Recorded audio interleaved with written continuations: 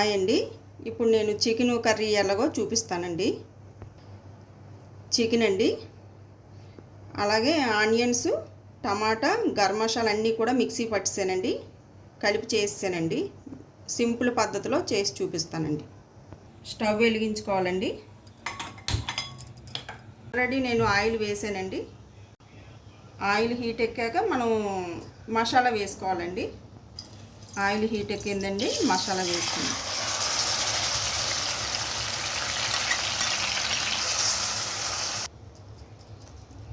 ఇది పచ్చివాసన పోయే వరకు మగ్గించుకోవాలండి మసాలాని. కొద్దిగా పసుపు వేసుకుందామండి. పసుపు వేసుకున్నాం. సాల్ట్ కొద్దిగా వేసుకోవాలండి.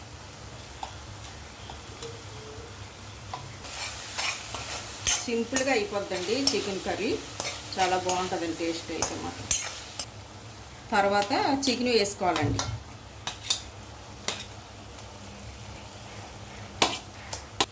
చికెన్ వేసాం కదండి, కాసేపు కలిపేసుకొని కాసేపు మగ్గనివ్వాలండి. చికెన్ అంతా కాస్త మసాలాకి మగ్గితే బాగుంటుందండి. కాస్త గరం మసాలా పౌడర్ అండి కొద్దిగా వేసుకోవాలి. కొద్దిగా ధనియాల పౌడర్, కొద్దిగా జీరా పౌడర్, సరిపడినంత కారం అండి.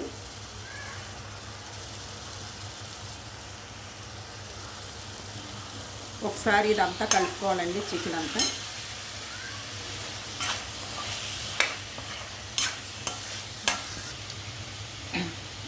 వాటర్ వేసుకోవాలండి. వాటర్ వేసుకొని కాసేపు ఉడకనిద్దాం చికెన్. కొద్దిగా సాల్ట్ వేసుకోవాలండి.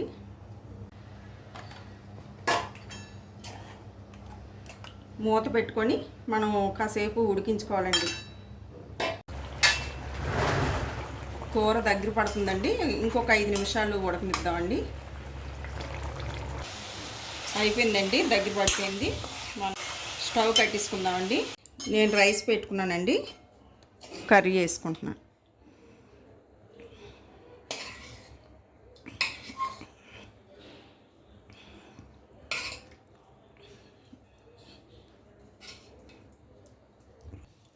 చూడండి, కర్రీ రైస్లో కలుపుకొని తింటే సూపర్గా ఉంటుందండి. మీరు కూడా ట్రై చేయండి. రసంతో అండి, రసం వేసుకుంటే చాలా బాగుంటుంది. సో చూసారు కదండి రెసిపీని.